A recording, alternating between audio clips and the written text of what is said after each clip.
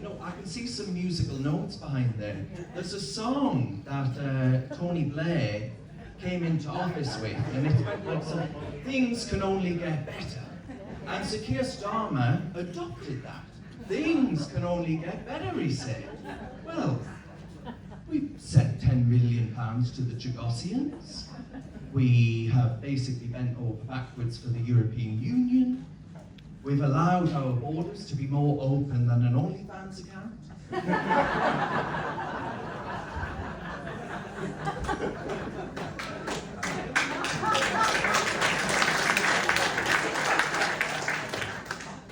Our economy is as equally on its knees as an OnlyFans account.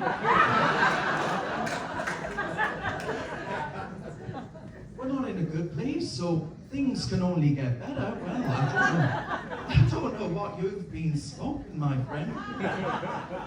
But it's not the reality that I'm living in. And the reality is pretty stark, right? In the, however many months it's been, since May, when I was elected, and the great people, I can see many of you actually that came out and campaigned for Durham candidates. And I want to thank you all very much, and we will very much be returning the favour to ensure that yous get elected, and I have emphasis on yous.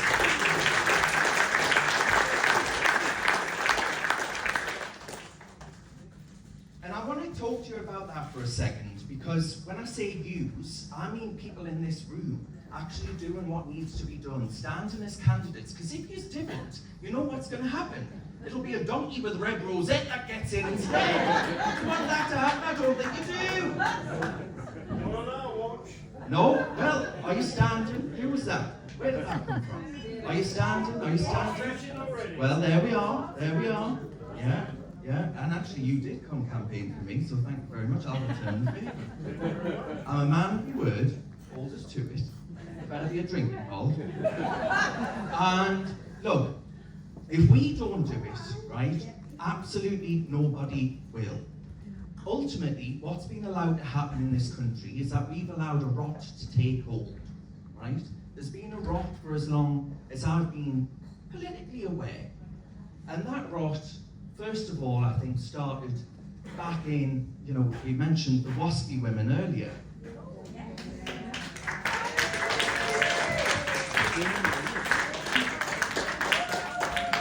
You go back to that generation, right? I don't know what the Labour Party has against our pensioners. Can anyone tell us? What have they got against elderly people? Did Starmer not like his granny? What's going on? What's going on? I'll tell you why it is. It's because they're sensible enough and learned enough not to vote for the sodden Labour Party.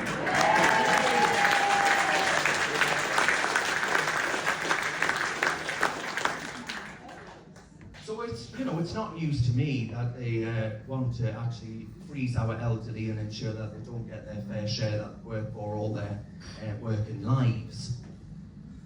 But I think it was perhaps news to me that they would then, in one of their first acts in government, vote to enable them to off themselves via assisted dying. I know there'll be some mixed views in this room about assisted dying. But that reminds us of one man who stood up today and gave a speech, who actually has stood up in the House of Commons and I think given some of the most passionate speeches on his faith, on his country, and on why we need to conserve the inheritance that people like your family, my family, fought for so valiantly. And that is Danny Kruger MP.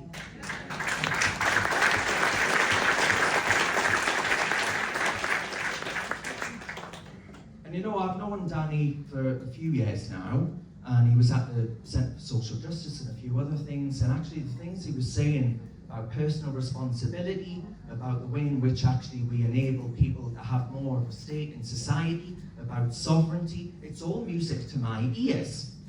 So I was delighted to read the news today. I didn't know anything about it. I'm on the bloody party board, they don't tell us anything. I knew nothing. They kept it stum, they did. But But I was delighted when I heard the news. And I got out of a meeting at Durham. And you know, one of the songs that I would sing if this musical number was a musical number would be Elton John's I'm Still Standing. And I tell you, there are many people in Durham County Council who wish I wasn't.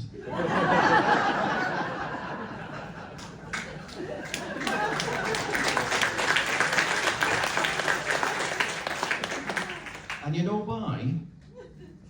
It's because instead of saying, which the Lib Dem lapdog did for the last 4 years of the administration 4 hours, they basically said to the council's officers who are, you know, where they're on very generous payments, their pensions are certainly better than the WASPI women's pensions, and they basically got rule of the roost for the entire time that the Lib Dem lapdogs were in office.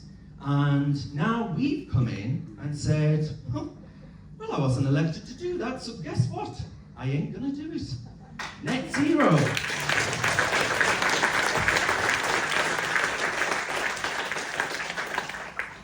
Net zero, right? It wasn't by 2050, the target that we had as a council. It was much more radical than that.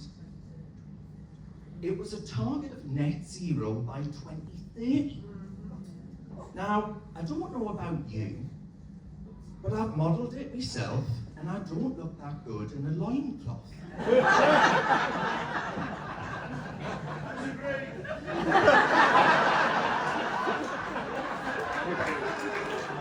I'll pop your fiver in the post. I don't look that good in a loincloth. I'm not going back to the days of Adam and Eve just to appease some green cult and mad Miliband can pat himself around the back in some Islington home, feeling very, very green and generous and, you know, calling up his good mate Greta Thunberg. He met Greta Thunberg in the House of Commons. He was basically on bended knee. The girl bunked off school more times than anyone in my school, I'll tell you that. We didn't praise them. We said, get yourself a square, chickie beggar. And here she is. We're all gonna die, we're all gonna die. We're either gonna burn to death or we're gonna freeze to death. And the kids, and this is a BBC Newsnight poll, so it must be true, right? But nonetheless, a BBC Newsnight poll, and it found that 1/4 of young people are experiencing nightmares from the net zero obsession, telling them that they're either going to burn to death, or freeze to death, or drown to death. You know, all of these things. And I think that actually any platform which enables and emboldens someone like that on a national stage, but also in policy terms, it's a little bit like me saying, well, you know, I've renounced Christianity, I really want to bring in paganism, and I think Charles, well, you know, Charles has said a nutty thing in his time. I think His Majesty the King could be convinced that's what I'll do in office. And we all accept that and move on. But that's exactly what the Labour Party have done. They've taken this religion, and it is a religion, by the way. It is a religion. And it's a religion that's completely unwavering, unrelenting, unceasing. But it'll bankrupt every single person that I hold dear in my actual ward, but in the county of County Durham as well. And we as a party, we stand for country, we stand for community, and I stand for my county. And I'm never ever going to allow people to suffer the indignity of being unable to pay their energy bills because some mad Marxist or some teenage chip truant actually says that this is what we need to do.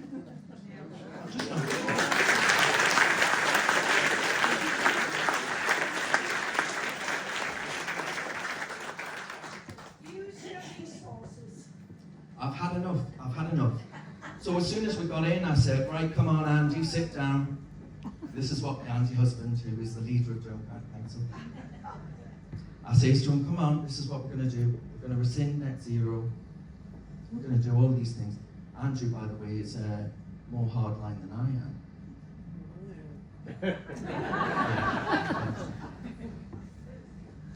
But when I gave up GB News, have any of us heard of that one? We've got a star of GB News coming on in a bit. You might feel it. I won't spoil it, I won't spoil it. Keep it to yourselves, keep it to yourselves. You gossip and stop.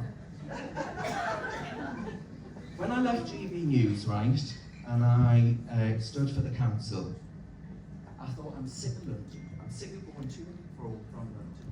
And I genuinely was. I mean that from the bottom of my heart. I loved doing it because it put me in touch with people not like yourselves, people not like my own family, right? People not unlike the people that I grew up with. Ordinary people who have been maligned and smeared in the most egregious way possible. Racist, fascist, all of these other things that you can possibly be called. And I mentioned I'm still standing a moment ago. The consequence of saying all of these things, by the way, I've had one fella, it's not your boyfriend before any of you ask, turn up to the council and say, can I make an appointment with Darren Grimes? So the guy behind the reception desk says, right, are you one of his residents? He says, no, I just want to punch his head in. I'm still standing, I'll sing him that song if I ever hear it. But the facts are with us, my friends, and the facts are that everything they try and smear us as is part of a campaign to censor or have you self-censor, right? I've lost count of the number of people who've said to me, look, Darren, I've just got a job where I cannot speak up because I'm worried I'm going to lose my job. That's why the Free Speech Union is so important, right? They've got me out of the scraper too. And one of the scrapes that they did get me out of was when I interviewed Dr. David Starkey. And for doing that, the Met Police, it was during the BLM madness, right? The absolutely, well, it was a bout of insanity that envelops the whole nation. Yeah. Well, not our part of the country, to be fair, but it certainly did in London. You know, I remember the scenes of female police officers being whacked off of horses, you know, needing major surgery on their backs after being pummeled to the floor. And we were meant to believe that these people were the sensible progressives of the country. Yeah. And the Labour Party, do you not remember Sir Keir Starmer? Well, getting down on one knee, he didn't just do that for King Charles, did he? He did it for those radical leftists who we ought to have absolutely no truck with whatsoever.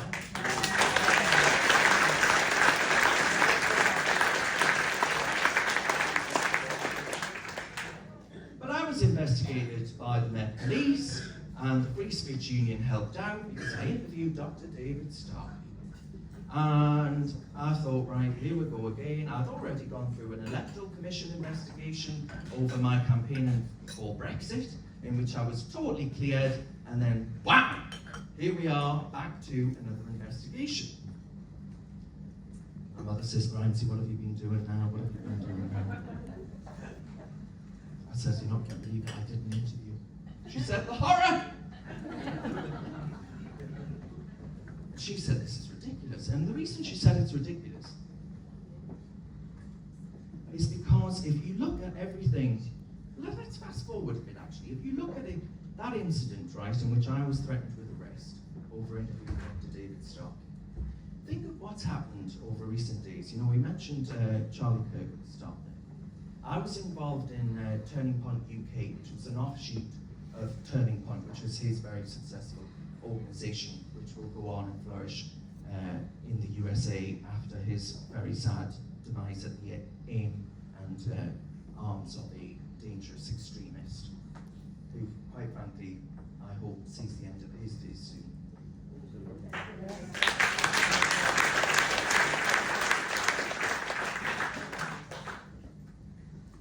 But all of the people that have come out since then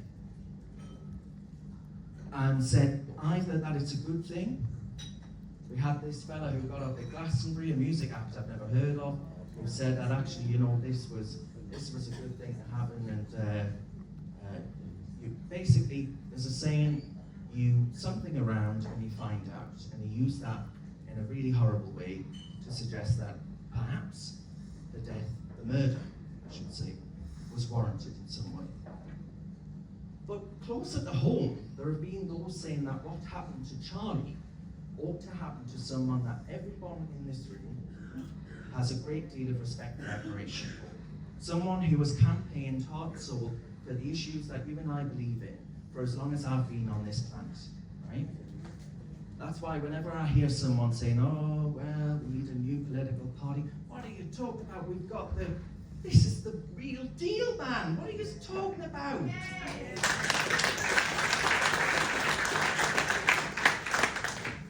But they said that Nigel should be next. Nigel should be next to suffer the same fate that Charlie did. And I don't know if any of you were as unfortunate as I was to be scrolling through my feed on X and find that video in which you saw what happened to him. And they said Nigel should suffer the same fate. Were they arrested? Were they threatened with arrest?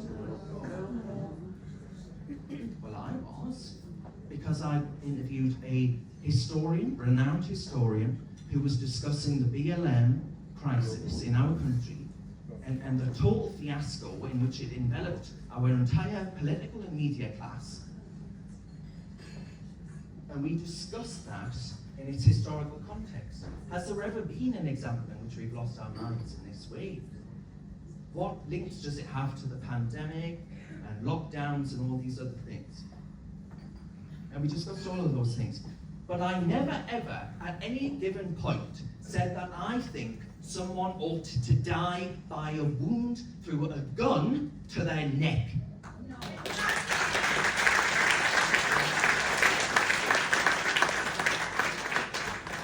And they said that about a man that is over 30% in the opinion polls. And what happens to them? Absolutely sod all. Nothing.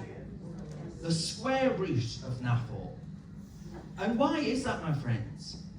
Well, I shared stage the other day with Lucy Connolly.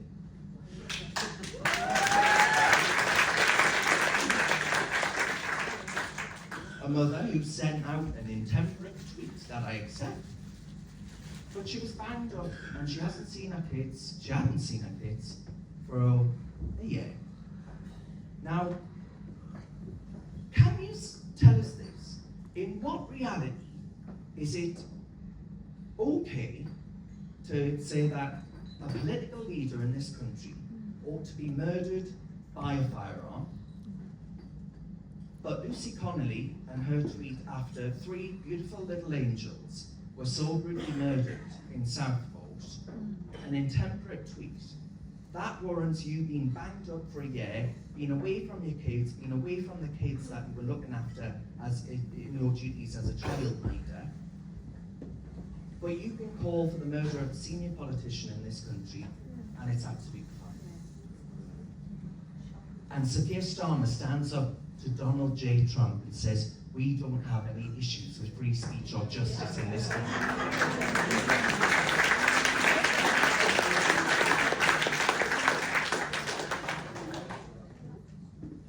And on that point, I say that there are members of his own party who are now saying, well, they say the writing's on the wall.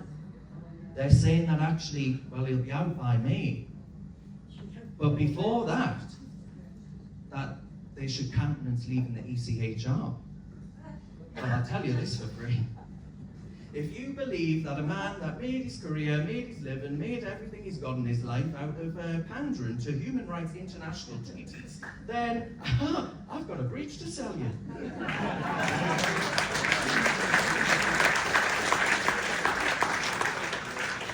It won't happen. It will not happen. Veterans. Yeah, well, and Veterans. Yeah.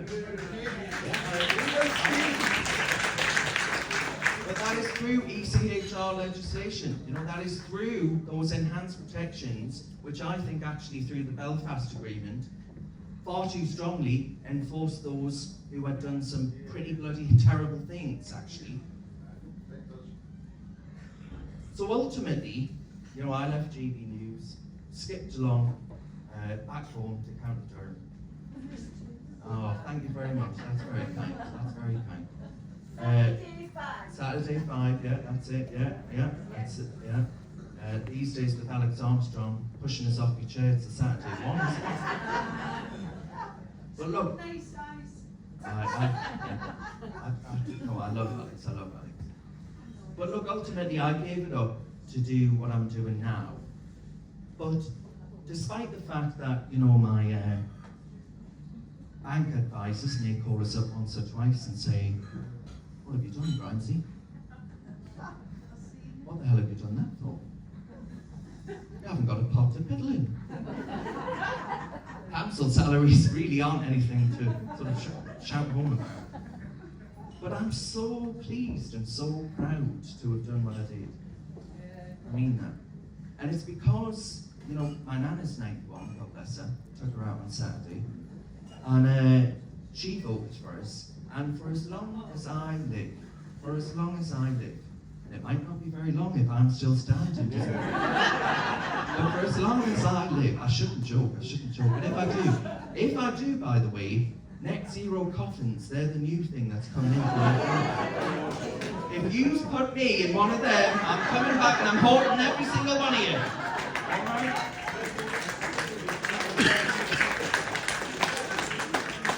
Is there anything that Mad Miliband won't come up with? To ruin. As I say, I've got my loincloth ready, But doing it was the proudest thing I've ever done. And my mum signed up, right? She signed up as a paper candidate. My brother signed up as a paper candidate. I said, "Oh, it'll be fine. You won't have to do anything. Don't worry about it." When it comes to the election, I hear my mum's name read out. And I thought, uh-oh. And then I hear my brother's name read out. And I thought, oh God, you've really done it now. Both of them elected.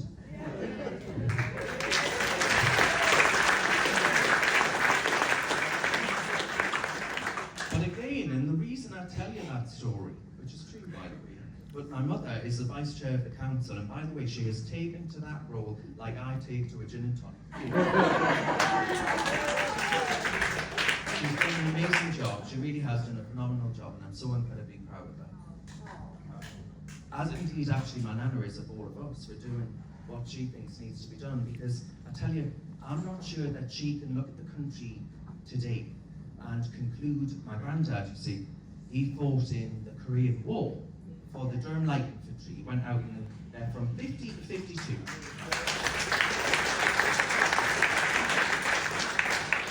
And before that, he served down, he was down the pits.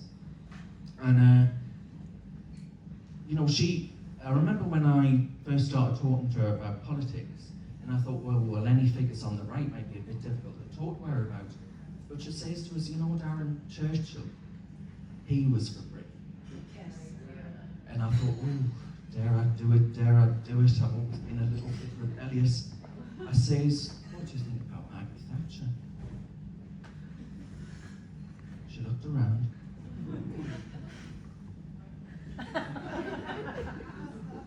Looked around once more.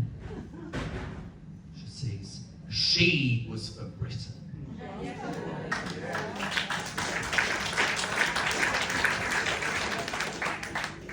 But you look at what my granddad fought for under that banner, right, under the banner of the Union Jack in Korea. Only time he ever went abroad, right? That was the first and only holiday he ever had. First and only holiday he ever had. Brilliant man, my hero, always will be till the day I die. But he went out there and he was fighting for what the Union Jack actually represents. And we have failed that generation. We have failed.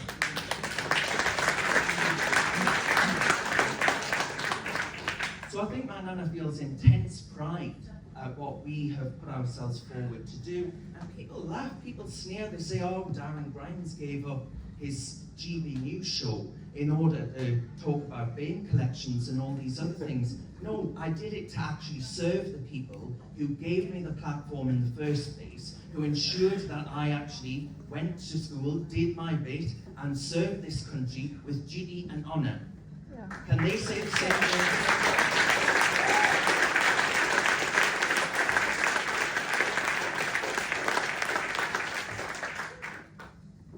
So she's very proud.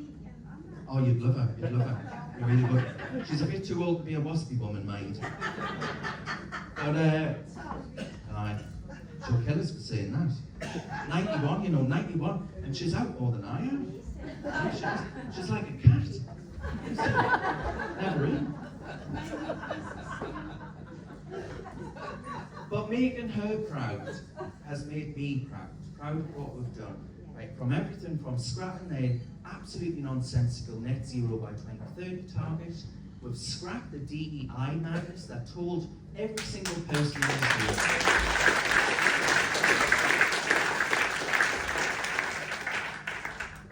Told every single person in this room that their skin colour makes them inherently privileged. Now, I remember speaking to the BBC about this. My brother is in and out of factory work, right? And I don't know if you've heard of a place called Tanfield, but Tanfield Industrial Estate. That's where I grew up.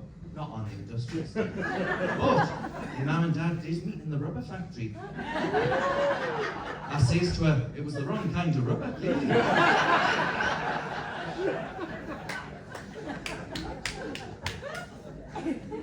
But my brother's in the same line of work, right? And he's in and out of these jobs because he's obviously competing with foreign labour. And that's got a lot worse after the Boris betrayal. Now, I mentioned Danny Kruger there saying how brilliant it was. Well, Nadine Dorries, who did that reform, she said that actually Boris should join reform. And I tell you what, that would make me run for that door faster.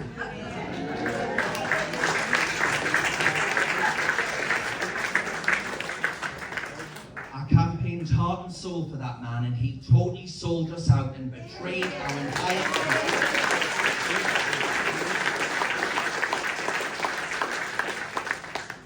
Weak. That's exactly what he was.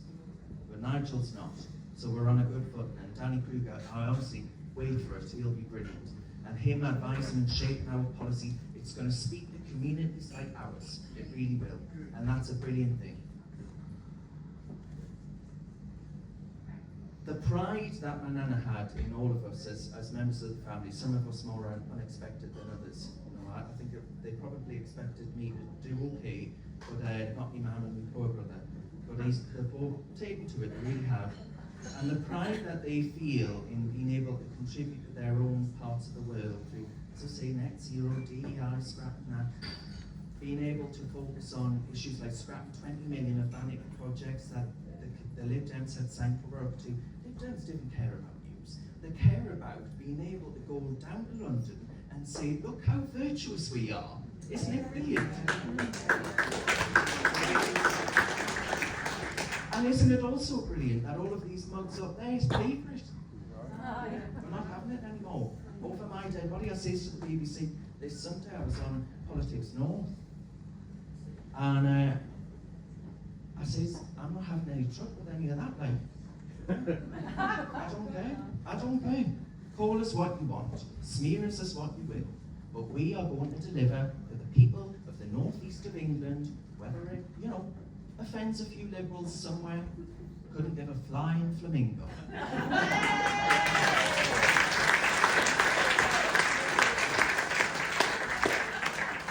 But before I get on a GB News host,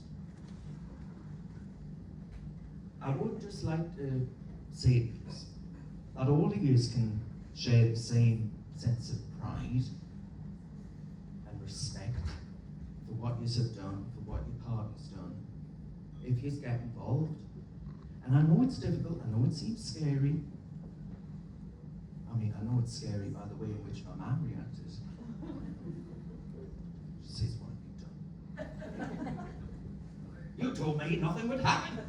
But she's taken to it, as I say, like a duck. And the pride that she feels in delivering for her residents, in delivering for the people of County Durham, where she grew up, where her ancestors going back longer than my grandfather have lived, fought, and died. The pride that you feel in giving back is great, but I tell you, the pride you feel in being a part of saving your country is even greater.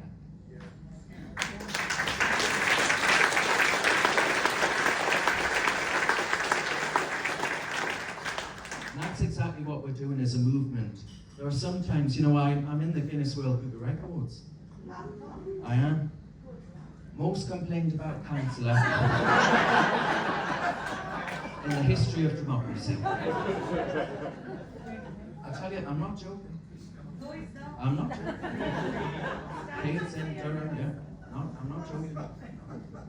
And it's down to things like, he's tweeted something about saying that we shouldn't have so many boat people coming over here and all these rest of things. That actually, I want to prioritise our residents over the residents of, some third world country. And all these other things. And I get all these complaints coming in. And sometimes I think, can I really be bothered? And then I remind myself. I remind myself of my granddad. I remind myself of every single person that voted for me. I remind myself of the culture that we have, that so many fought and died for. The views, values that so many fought and died for. To enhance, to enable, to embolden. Charlie Kirk stood up in the Oxford Union and he said, what you have in Britain is the inheritance of the United States of America. That's the richest, most powerful nation in the world. We did something right, did we not?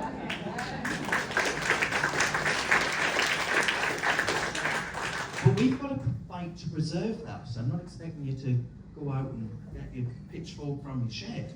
But I am expecting people to actually put themselves forward. Yes, it's scary at first. But being a part of it, you'll look back when you're on your deathbed many, many years from now, and you'll say, thank God I did that, because isn't Britain a much nicer place to live? We're losing it, we're at risk of losing it, we really are. So please do your bit, and I just want to say a massive thank you to all the organisers of tonight's event, and so many of you for turning out, because it warms my chilly little heart, it really does.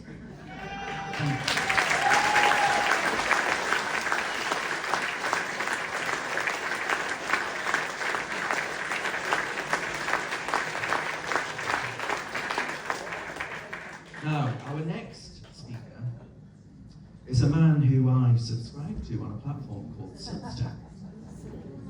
This is me angling for a free subscription. But he's also, he's gone on to phenomenal success at GB News, his academic work for many years now, going back to the Brexit days. I think actually he's been one of the most influential thinkers and speakers on the right. So it gives me absolute great delight to say that I'm getting on. And good with it. It's come up, I beg your pardon, that wasn't a joke. You're going to get me